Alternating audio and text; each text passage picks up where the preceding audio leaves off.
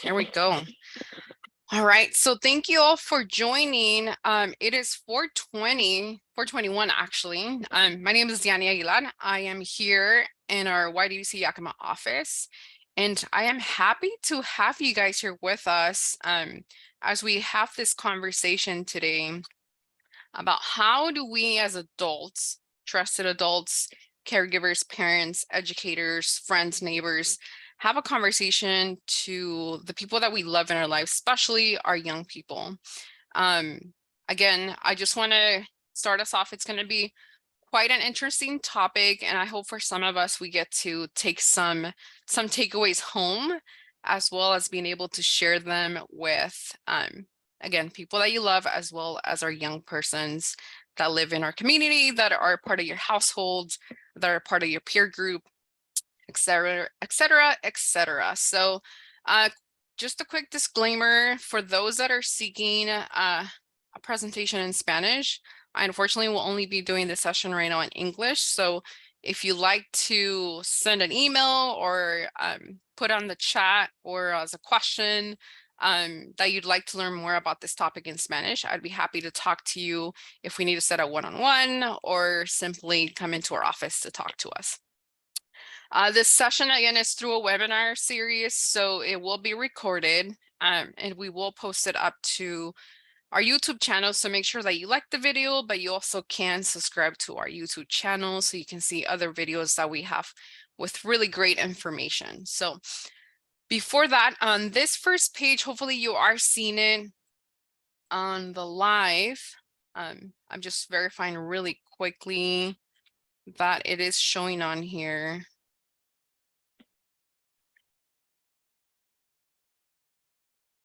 Okay, so you should all be able to see that on the bottom of this first page, we have our YWCA crisis line.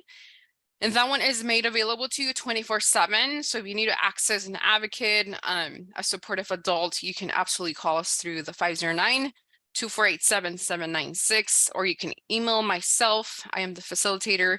I do our community outreach and education, as well as youth prevention work for the YWCA. We also just have that direct email address that you can call. That you can send emails or direct any questions, comments to as well.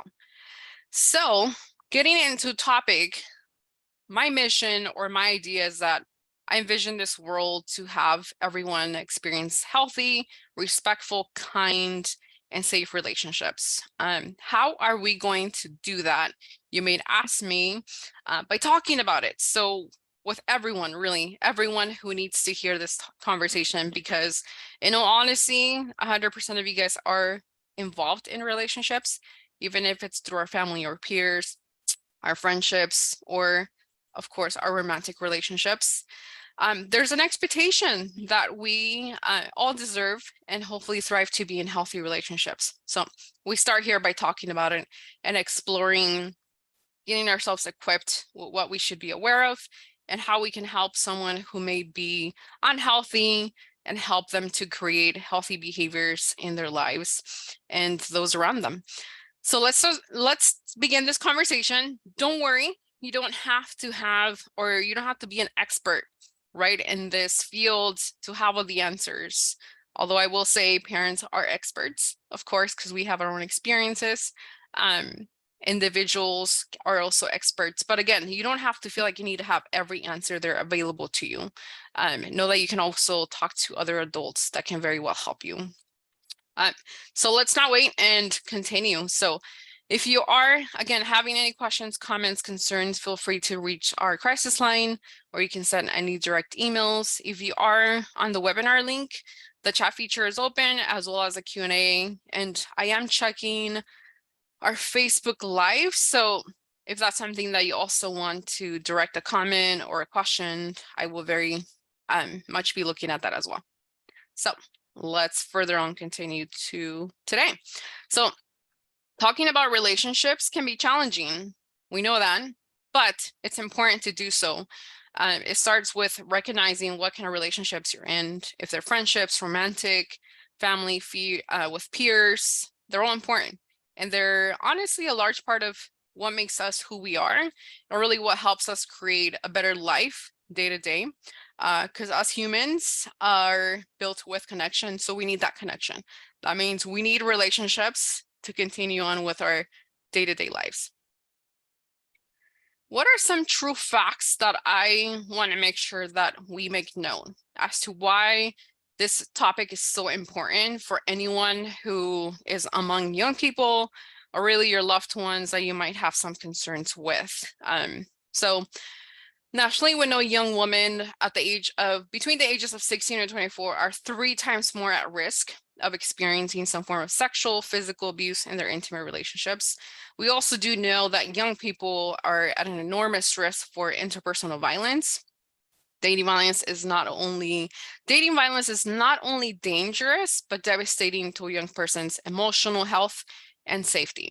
Just in the state of Washington, girls are witnessing or experiencing violence at higher numbers than boys when it comes to shared household situations. Nearly 1 in 3 teens, 1 in 7 men, 1 in 4 women, and 1 in 2 trans and non-binary individuals will be in an abusive relationship during their lifetime. Also, teens who do experience any form of dating violence tend to show higher rates of substance, alcohol use, school dropping out, high risk to sexual behavior at an early age, and acts of violence along with attempts to suicide.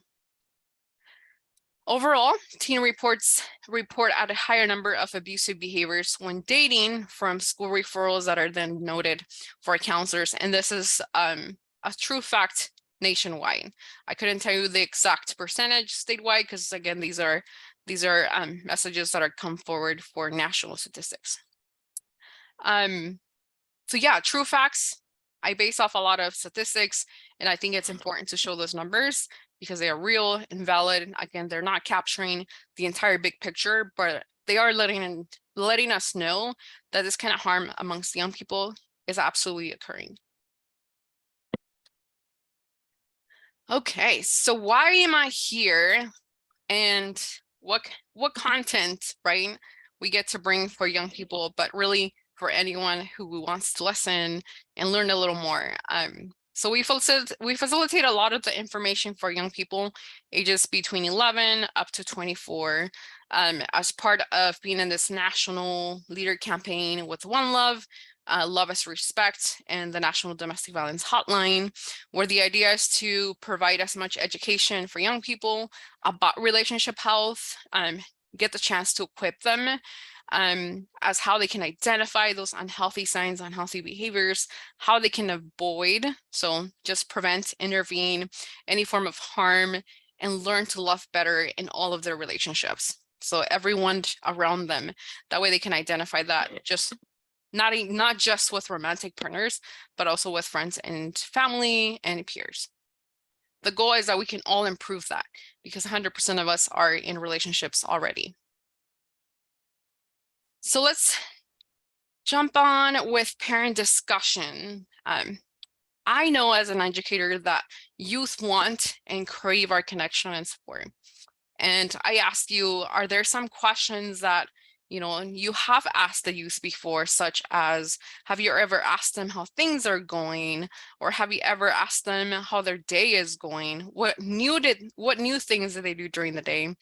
And sometimes those questions can only be met by youth by saying, oh, it was fine. I didn't really learn anything.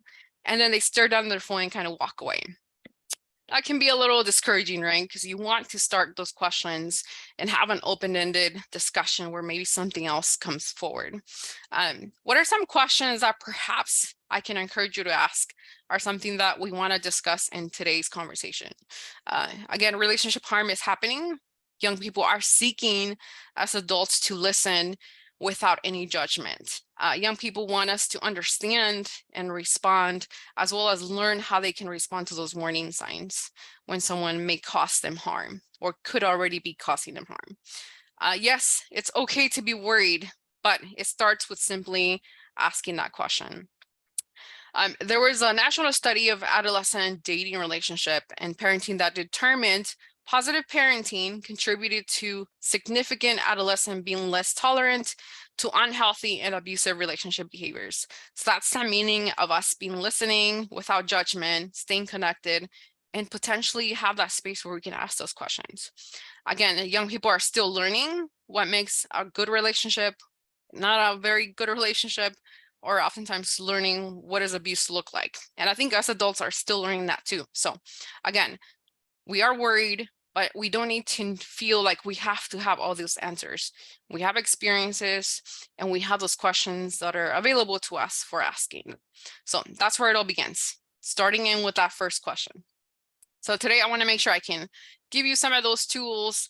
What are some age appropriate questions that could get you started for a young person's conversation? And that could very well happen while we're making a drive to the grocery store. Just an example. What else is true about relationships? And I apologize for my typo there that I noticed. My first one is your individual upbringing can oftentimes lead us to feel like we're not equipped with the right conversation questions or skills that we can teach a young person. While we know that 100% of us are in relationships, we're not taught how to talk about it or truly know what a healthy relationship is supposed to look like, because maybe I haven't experienced a healthy relationship myself as an adult. So truthfully, sometimes we tell ourselves it's easier not to be involved in a relationship, right? So I don't have to get all those answers, but getting comfortable with potentially uncomfortable conversation takes time. One of the reasons to add on to that one is that it's important to move to a space where someone is comfortable. So we build on trust, especially when starting a new relationship or understanding that you're already in one. Learning to talk about healthy conflict. While that can be hard, it is absolutely possible. And then also being honest about your individual upbringing, like in my time or within my parents, or what I learned at home, this was really what was happening. The next one is we assume that sharing our fears and worries means that we must do something about it right away. And no, we don't have to fix it right away. Again, we don't have to have that solution right away, but sometimes just talking about that issue in a healthy way can relieve tension or that stress. It may be awkward at first, let's be honest, especially if you and the other person aren't used to it. But the more you talk about it in that relationship or with that young person, the more comfortable and the more easy it will become. The desire to have a perfect relationship. I think this one's pretty much talked about a lot. The desire is that we want to have a perfect relationships when we know there's no such thing as a perfect relationship. That can cause us to overlook those unhealthy behaviors that are happening in that relationship, because we don't want to ignore what's really happening or what could potentially go well, right? So with that in mind, this is the part of where we're idolizing a lot of what's happening in social media, what's presented in social media. We've probably felt the pressure to post like your best selfie or picture with our partners or friends. But the goal is that we idolize what it could look like. But although we know social media is all about entertainment, what it's portraying can be not real, right?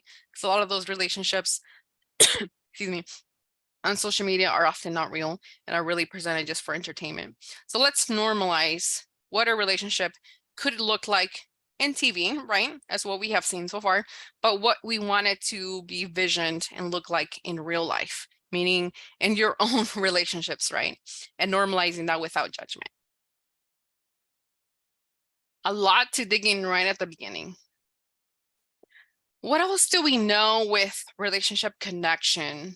In a healthy relationship, people should feel safe to express the needs, the wants, and those respectful lines, right? That we don't want that person to cross, because that's where respect is built on boundaries and trusting that I can share this without my individual partner or friend showing any form of being upset, mad, or just discouraged.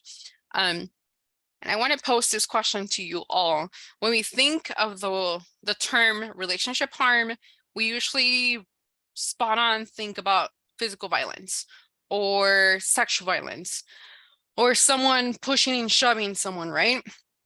It's just that stuff that you can maybe see oftentimes.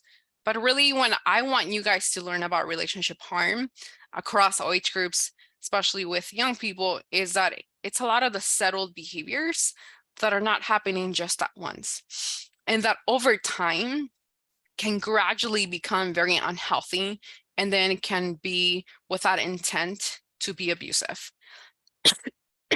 So that in itself is going to suggest quite a bit, because actions that there's an intention to leave a mark, a bruise perhaps, but it can happen in other ways that sometimes we minimize or we normalize, such as messages, calls, tracking, monitoring, excessive isolation, which could occur with friends, activities, interests, hobbies, with family.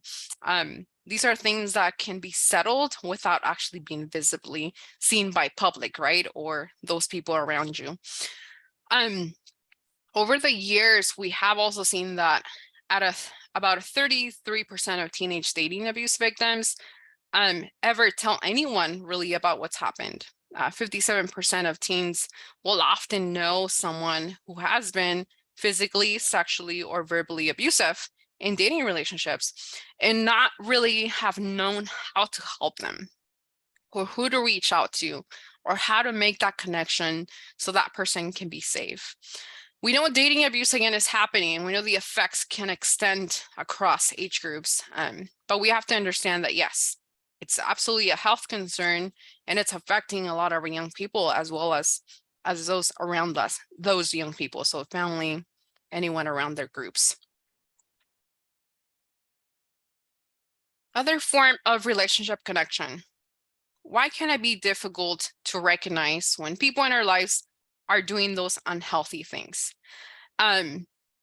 Just kind of giving you some examples here. When we've been friends with someone for a long time, it can be hard to recognize that behavior because you're so used to being in a relationship with them that, again, we're minimizing those unhealthy things that could be there, but they're so settled that they haven't made it to be a worse level, right? When we are potentially all emotionally dependent, like really connected, like I'm accustomed or used to that person, we have a hope that things are going well and their intentions are not really to hurt me or cause any harm. Or maybe it's hard for us to recognize these because we have normalized some of those behaviors that those people in our lives have done. Because, again, we go back to that question, we have the picture that relationship harm is only physical. And if I'm not seeing any other signs, then there's absolutely no abuse or harm occurring. So again, sometimes when we see those unhealthy behaviors, primarily with friends or romantic partners, we simply are normalizing, and it's hard to know what really counts as that problem being abusive, or when we can speak up and say, hey, this is when I actually need some help, or what do I do as my next steps? When we do recognize those signs of healthy and unhealthy behaviors in ourselves and others, then I feel like we can better choose how we want to and how we deserve to be treated better. And that in return can help us treat others better. So here's just another example of taking it from the teens lens. So teens often think some behaviors like teasing, name calling are normal, or just the part of the relationship, or like just the things that do happen in relationships, or that drama plus jealousy may equal love, or that by this person showing me drama and jealousy, that is the way they're showing me that they care or love me. Or if someone is doing such thing as being jealous or trying to know where I'm at all times, that's just the way that they're showing that they care or they're concerned for my safety. As adults and role models, it is our responsibility that when having these conversations, we are sharing some awareness of how these behaviors can over time become manipulative, possessive, and controlling, and can really become a very abusive, serious relationship to be in, or completely become really violent. So many of our young people we know do not report these unhealthy actions and or behaviors that have been done to them because sometimes they are afraid.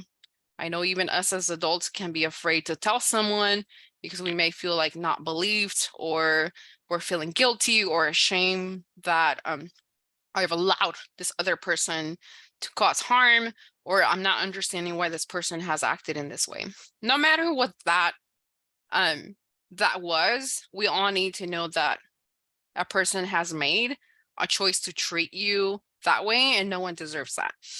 Causing harm to someone is an absolute choice, and should never be an option. So just kind of giving you that insight there. It almost feels like it's harsh, but again, this is a part of us having and creating those honest, real conversations. So let's learn about the meaning of harm. And this is in the terms of our domestic violence field, which is what we're in here at the YWCA. Again, we are one of the largest provider in the Yakima County that serves all victims of domestic violence. So what is relationship harm? It is when one person in an intimate relationship believes they have the right to control the partners. If it's through feelings, through their behavior, actions, it is a pattern that over time is showing those behaviors of someone becoming entitled or feeling like I can control and overpower the other person in that relationship. It's all about power and control.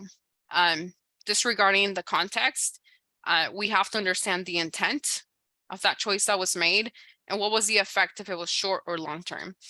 Was that an effect that was physically harming, emotionally harming, mentally harming, physically harming, all the above? Whose life is getting smaller in that relationship, and who's really getting bigger, as in who's having more rights to share their needs and wants, make decisions, speak for the partnership. And those can occur in various ways, especially with our young people. I want to start with the form of digital harm. So let's say your teen shares that their partner, or maybe a friend, went through their phone, read their messages, or made them download a location tracking app, or asked to share a password, or maybe asked to share their location. That could be a violation of our privacy, right? This could be a key indicator that their partner can use this as a means of technology control. And this could also mean someone exerting a form of power that is going above and beyond your own boundary, your own limit, and not really respecting that boundary, right? If I don't feel okay to share my password or actually have you track my location, that is my privacy right that you're violating. Second one, commonly with young people, it's the emotional harm. Extremely common because it's settled. It's hard to prove, but it's very settled that it's not physically visible to a lot of us. Often that first type of abuse that someone may experience when going through an unhealthy relationship. You may hear maybe a young person telling a friend about their partner, always making it feel like they are crazy, or imagining things, or making it feel like everything that's going wrong to their partner is their fault. Another term for emotional harm is understanding gaslighting. Okay, it's another form of common tactic in the emotional harm. And this can absolutely create someone to lose their mind or feel like, yeah, maybe it is my fault. Maybe I am the one causing that person to react that way. Maybe I need to step back and do some things better. When really, we know that person is the one that's not willing to take the accountability for their consequence in that choice. Third one is physically, very common. It's never okay, but it is important to ask the questions like, what does that look like when you guys have arguments, or when your partner doesn't feel happy? If you're observing very random or ongoing bruising, marking, then you can start to see that observation of things getting a little too physical. especially during disagreements or perhaps when they might be under alcohol or any substance use. This is a behavior observation that you can use to get those conversations started, especially when you are seeing physical harm.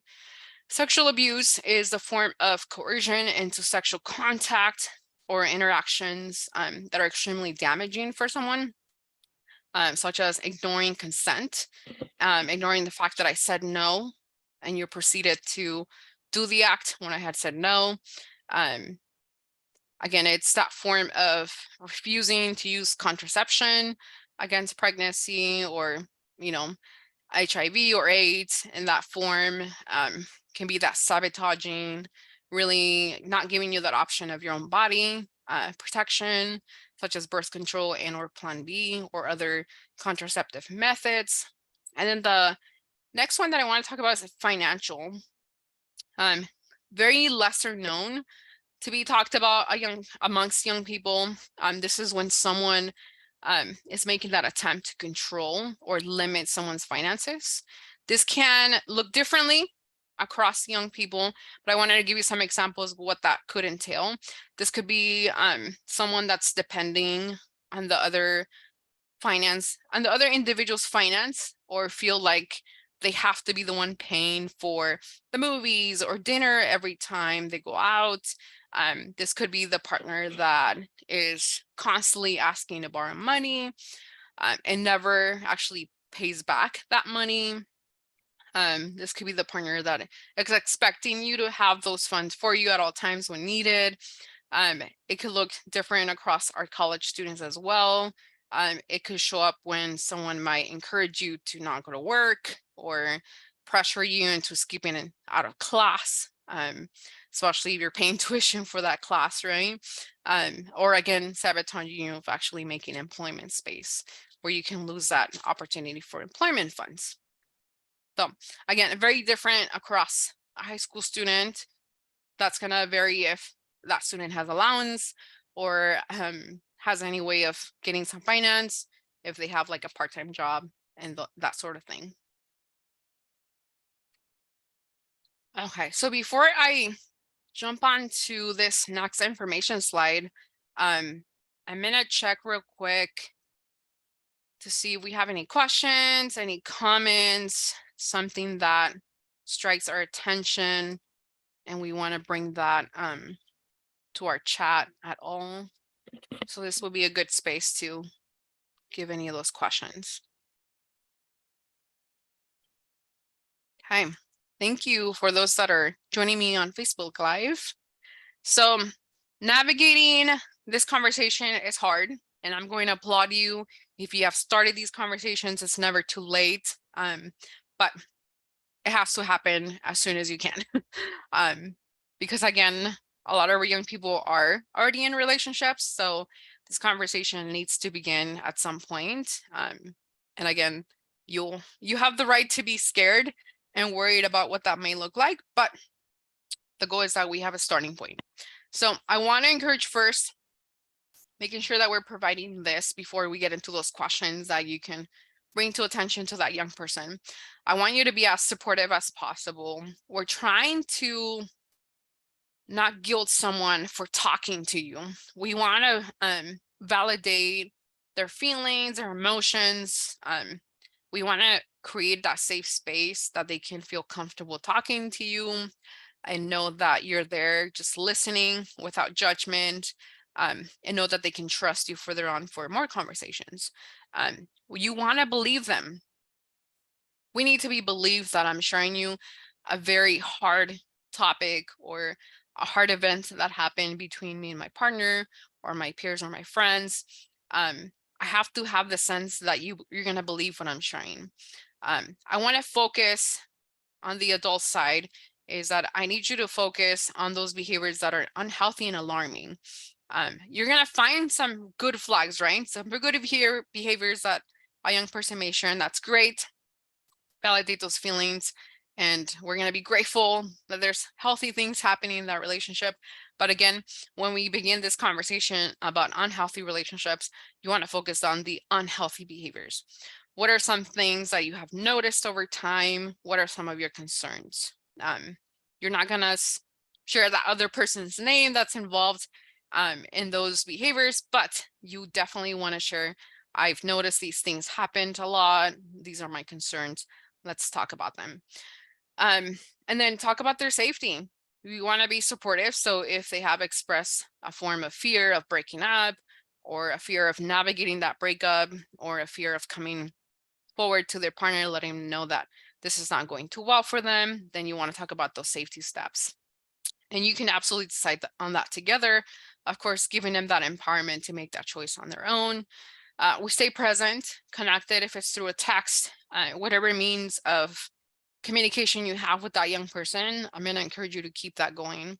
If it's through a phone call, or they like FaceTiming, or they just want to talk to you in person, that's great, over some ice cream or coffee, or we're just going down to the grocery store and we're making a car drive. Again, starting these conversations early, we're going to go through some of these age groups so they can be age appropriate and comfortable. Be prepared that the youth will have questions to ask you. Again, I'm going to go back to that statement. I'm not telling you that you need to be an expert and have all the answers, but just be ready. Okay, just be ready to take those questions in, because once we get that safe space for a young person to talk, hopefully that will open up a lot more questions that they can also ask you. And don't worry, you have other adults that can also ask you. Otherwise, you can also connect with an advocate like myself, or our advocates that are with the YWCA Yakima. Okay. Maybe some of you guys might be asking, why this conversation this month of February when we can have it every single month of the year? And you are correct. In light of Teen Dating Violence Awareness Month, I wanted to bring this conversation to our parents and educators, because I also want to know if these conversations could potentially be happening in person as well, which hopefully I can get back to that on you guys with you guys. And if you guys do have a chance to share the feedback form with me, you can let me know, hey, I would really love to have these conversations further on in person, because I would really love to be able to do that. Okay, so let's get our conversation navigation started. Those were 2 long words there. Okay. Skip that one. Okay, let's start with our young kiddos, our young kids between the ages of 2 to 7. And I will share that these questions that I'm providing to you guys are actually a really good resource that we have. I don't know if you can really see it, but it's this little handbook, or I don't know what you'd call it, cards on a ring that we can share with our parents and providers that actually give you all of these questions on there per age group. And it's called How's Your Relationship? Let's chat about love with those that you love. That's what it's called. So hopefully if any of you guys are interested, just advertising them so we can get those out to our parents. Okay, so our kids 2 to 7, we're gonna refer this conversation regarding friendships. So what does a good friend look like to you? That way it can be on their own perspective. What does a friend to them, or what does a friend look like for them? How do you feel when you're around your friends? This can help establish the safety part of it, right? Are they feeling comfortable, not comfortable around these people? Why are they calling them friends? How do they understand the term friendship? What happens when you don't like what a friend is doing? Are we doing some healthy conflict? Not so good healthy conflict? Are we hurting the other person? Are we insulting them at this age group? Or are we telling bad things about them with other friends? How do good friends treat each other? Just to see of a way that they want to be treated, and if their friends are treating them well. And hopefully that can help them treat other friends better if they are treating their friends not very kind. Who can you talk to when you have a problem with a friend? So kids this age really need some clear examples. That way it can help them understand that they can relate to those real life experience, or maybe a movie if you guys are sitting down and watching a movie or a cartoon. That way they can make those references to, like, well, these are friends, and friends are nice and they respect each other, give each other candy or a hug. And if you don't want to hug, then it's okay not to. Those kind of things. Just kind of referring that into the friendship conversation. let's talk about our 7 to 10-year-olds. Again, we're referring to still a little bit about friendships, but now we're gonna get started on the dating conversation. So what does being a boyfriend or a girlfriend mean to you? That obviously can change to maybe a significant partner or someone that you like that is not just a friend, right? Because then we're gonna be building in that conversation about dating. I know it's a young age group, but it's okay to start talking about boyfriend and girlfriend. What does that mean to like someone? Because they could be already telling you that they like someone, or they have cute hair, or I think they're pretty. So what does that mean to them? How would you want that person that you like to treat you? Would you want them to like you the same, or would you want them to hold your hand? Those kind of things. That way they can honestly tell you how they think or have a picture of this boyfriend and girlfriend to look like. What do you think is cool or maybe cute about famous people? And this could be like a singer or an artist, or if they're watching some kind of show in this age group where they're seeing people that are dating or holding hands in school in the hallways, then you can definitely refer that question. What do you think? Is this cool, cute? What do you think about him?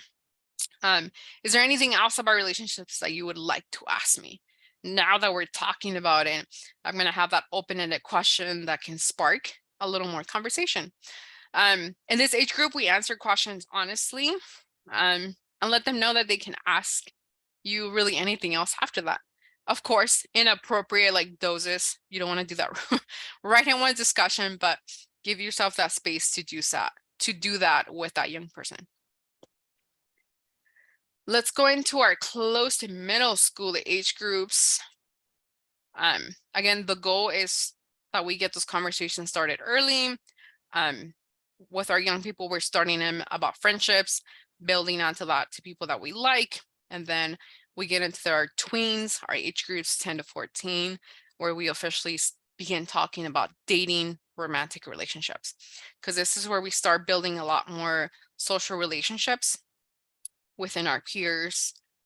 We understand the meaning of like, hopefully, and now we're understanding what does dating look like in middle school, moving forward from elementary. What do you think about having a dating partner? How would you like to be treated by this dating partner? Or if you thought about dating, how would that look like for you? What are things that you wouldn't like about your dating partner? Are any of them of your friends dating? If so, what have you seen or heard from them? What are you learning about them dating? Does it look like it's good dating, bad dating? What does respect and honesty looks like in a relationship to you? And if that could be a hard question, then we probably want to define what does respect look like and what does honesty look like. So with our tweens, a big encouragement for adults is stay calm and just be a good listener. I've noticed that as an educator, the attention span can be very short sometimes, or can be just very cut and dry. Kids have very strong feelings, I feel, at this age group, but they need help in handling it. So, which is why I say remain calm, be as good listener as you can, and have patience when we're talking about partnerships or dating with our tweens. Okay, now we get into our older teens, or close to being adolescent. There's this cool question that starts off with the house relationship booklet. We used to call it dating, and I brought in this question before when I had virtual conversations with even middle schoolers. I'd kind of bring in my own real life experience and be like, okay, we used to call it dating. What do you and your friends call it now? Or what do you call a dating partner in your own terms? What are some common terms that are being used amongst your peers or in your school setting? What kind of person would you like to be with? What does that person look like? Are they fun? Are they kind? Are they honest? Are they truthful? Do they like posting selfies? Tell me a little more about them. What do you think is fun about being in a romantic relationship or just a relationship with your friends? What could be maybe difficult? What could be some deal breakers that can tell you, no, no, no, I'm not going to have any relationship with this person? Or what could be scary? What could be those fears? Like, do you feel scared that they're not going to be trustworthy, that they might not be respectful, that they might actually be those individuals that can say bad things about you behind your back? Like, what are your real concerns and fears that you have? Um, and then just tell me, how do you think people who are dating in your school or now amongst your friends groups should be treating each other?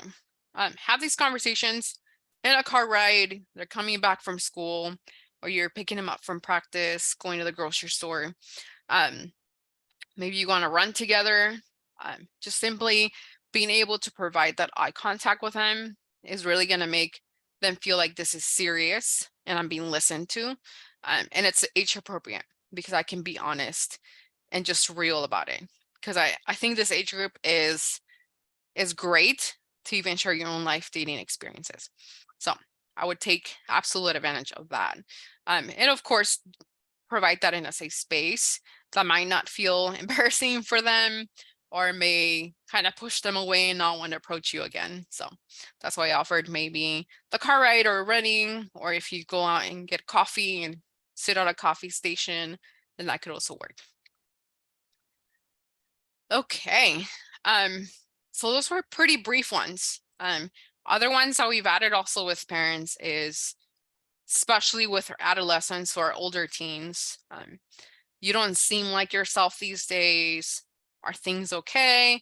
Everything all right? I know you said it's fine, but I want you to know that it's okay if it's not fine, and you can open up and tell me.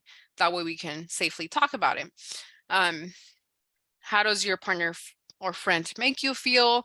I think that's validating exactly how they're feeling about safety, or being comfortable, or they are being treated right or not.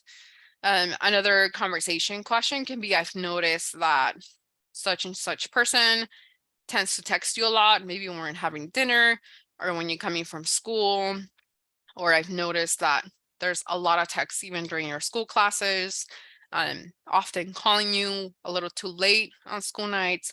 Let's talk about that. Maybe what have I seen makes me a little worried. I'm here to talk to you about that, and I'm not here as an expert, but I'm here as a parent and also a person who wants to be your friend in a healthy way. So if something is making you feel uncomfortable or feeling unsafe or worried, I want you to know that it's okay to share that with me. And then another really good one to kind of point out is, has your relationship ever made you feel unsafe?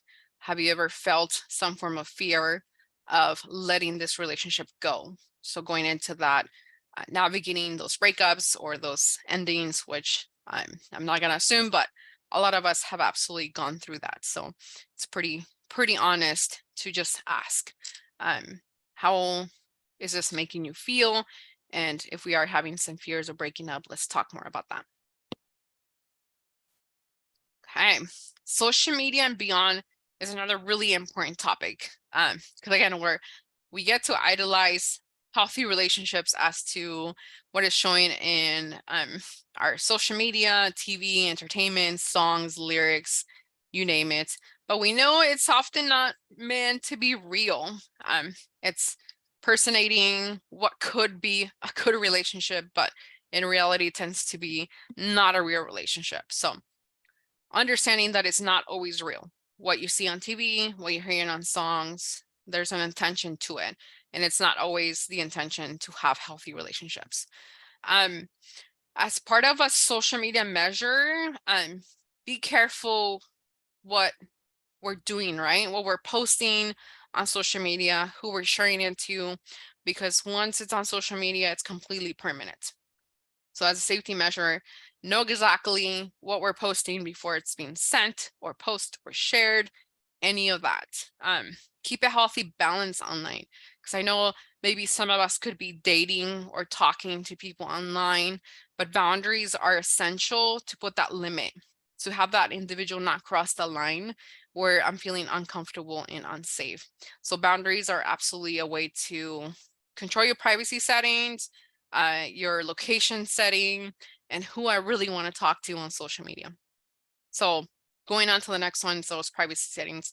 It is okay and it is your right to block anyone that makes you feel unsafe or uncomfortable, or is making really vulgar comments or sharing things on your feed, or through Messenger, anything like that, or any other social media platform. Again, media is not always portraying the best images of healthy relationships. And a lot of us have learned that even as now, as adults, we go back to look at some cartoons or shows, and we are discouraged to see that, hey, this was actually like a bit of someone being just absolutely a pervert or just absolutely unhealthy, and I have no idea why I watched them. So you're being observant, but you're becoming aware, right? That this is no longer a healthy picture of what a relationship was portrayed in this social media platform or TV show.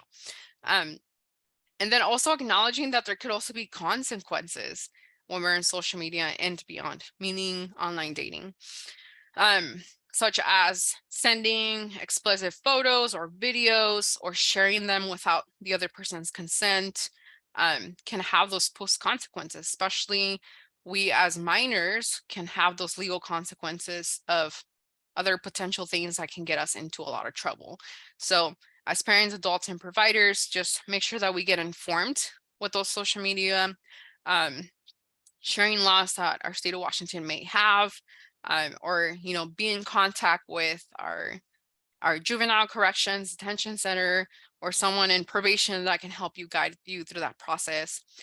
If you do observe that a young person is going through that, or you've seen that through a school setting as well, because that can be emotionally detrimental for someone who's feeling now unsafe and emotionally feeling exhausted that someone is betraying him in that way or in that format.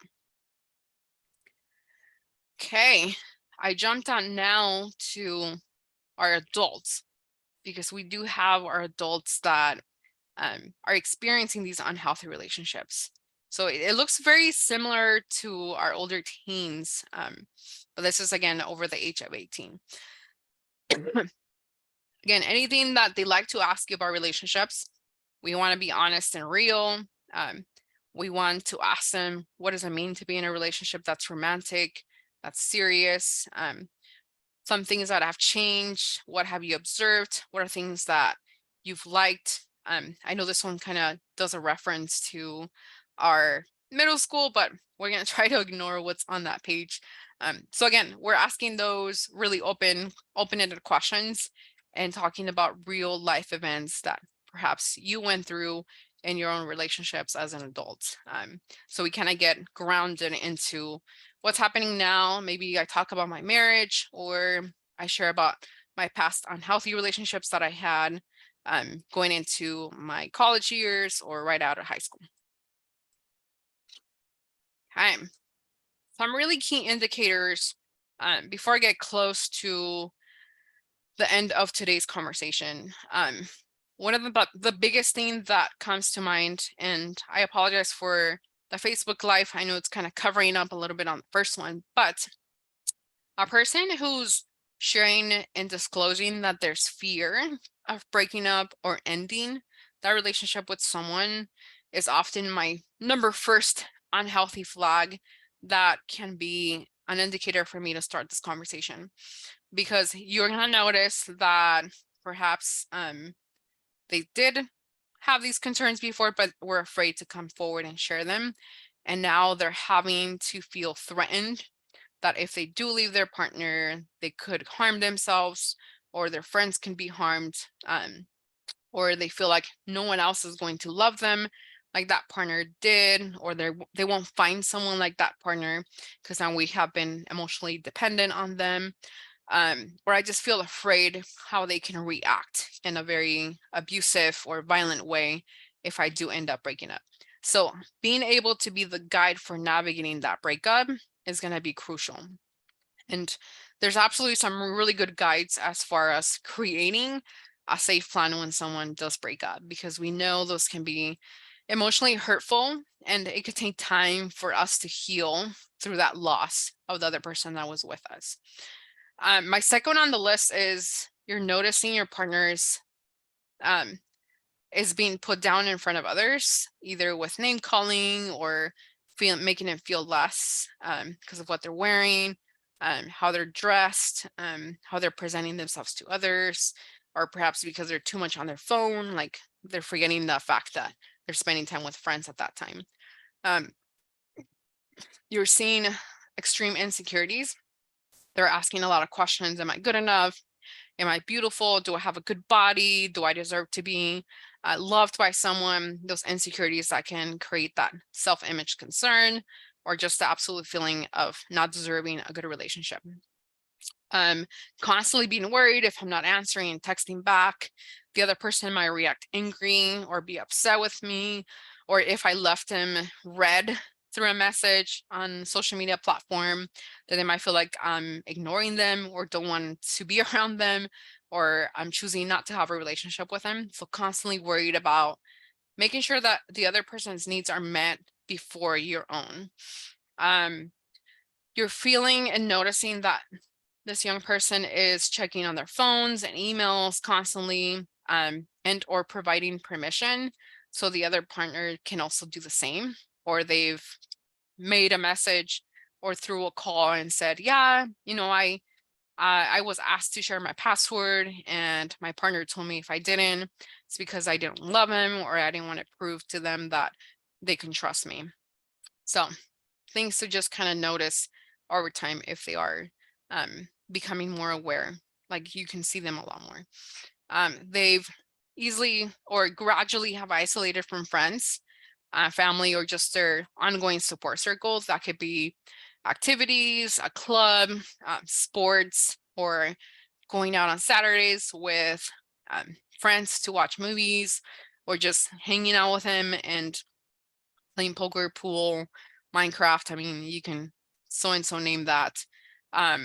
Or you can be absolutely noticing that they're spending a lot more time than they have before with this partner, this new person in their life.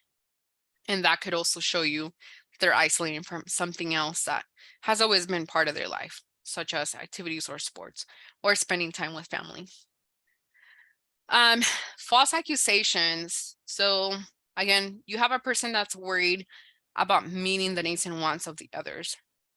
So you're going to have some feeling of responsibility or constantly feeling at blame and guilt for how the other person is feeling. If they did get upset or angry, then they feel guilty, like it was their fault.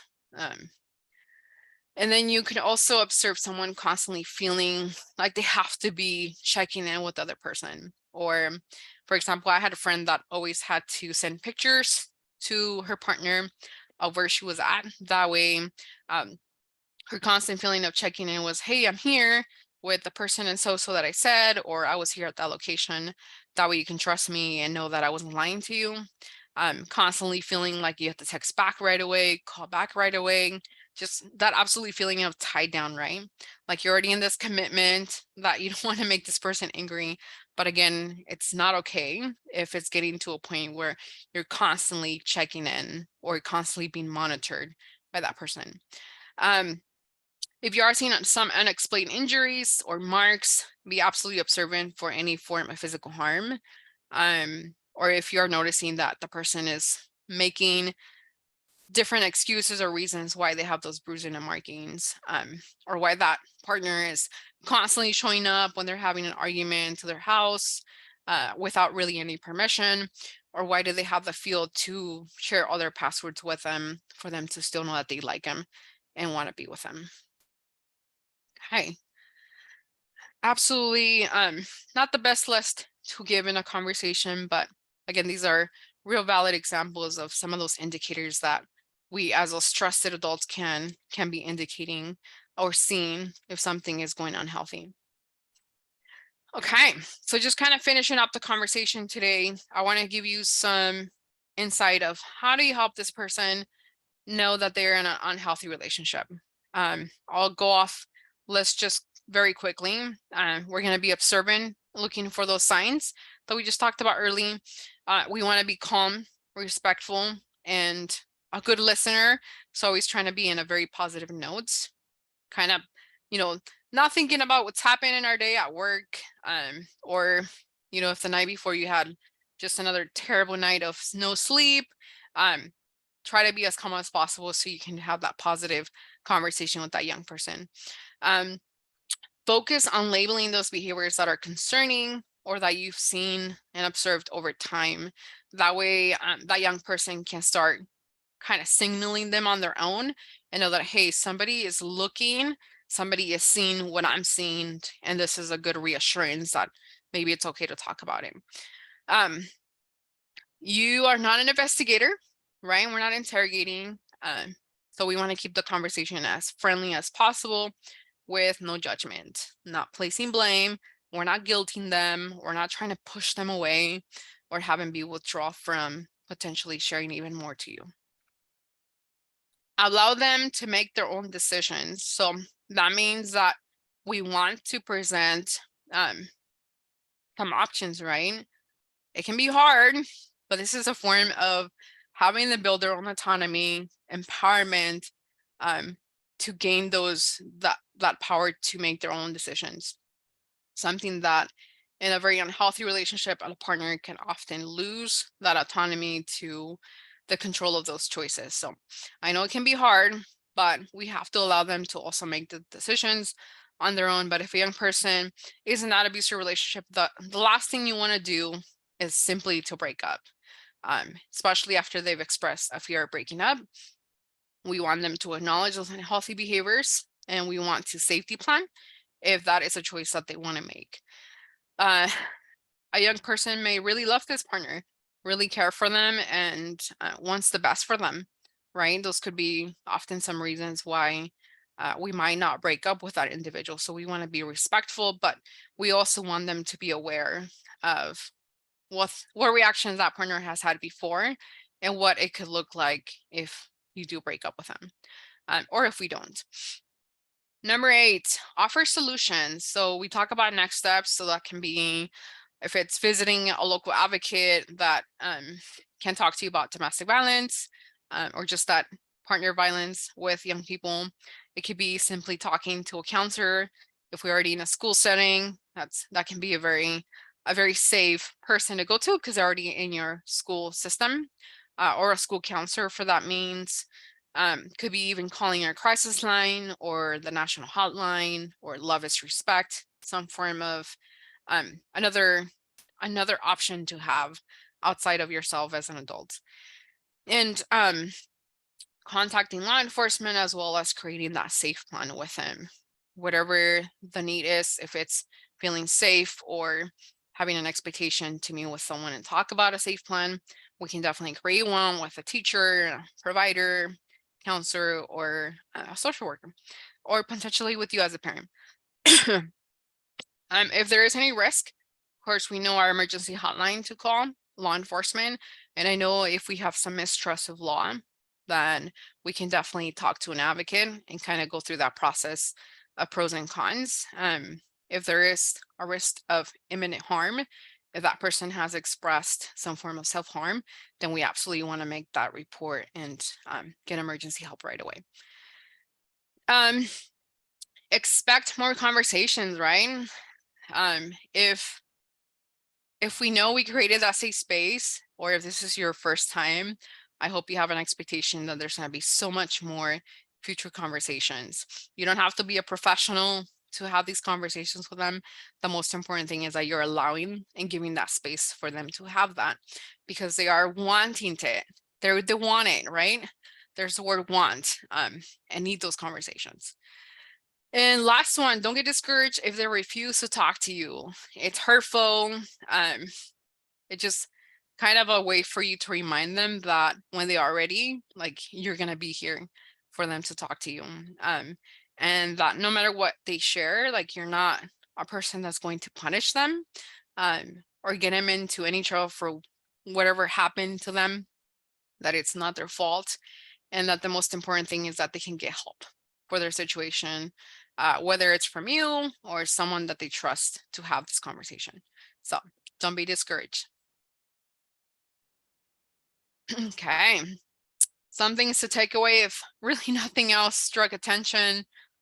We all deserve those healthy relationships that make us feel good about ourselves and bring the best in us. If something feels off in a relationship, you got to trust that gut instinct to be able to ask those questions, to know a little more, right? To be able to identify those unhealthy behaviors and concerns. And importantly, staying listening and remaining present. Social media and pop culture, that can make unhealthy behaviors look like a good thing. Because again, social media displays drama and jealousy, meaning it's loving and it's okay when it's not. So focus on what you know, real life, because social media is not real. In a healthy relationship, people don't let those feelings of jealousy, insecurity, or anger get out of hand in a way that they're lashing out, where physical harm is occurring. They talk about this source of their feelings without making their feelings of the other partners actually important, because they are important. We have to understand that if one person is feeling less than the other, then we need to have an evaluation of what is happening in this relationship dynamic.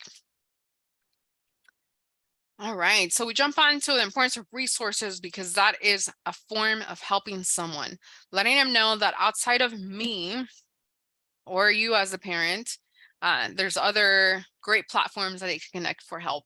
If it's Love is Respect through a text, through chat, those are very confidential conversations that our young people can have. National Domestic Violence Hotline, that you can also text now. So tell now to that number.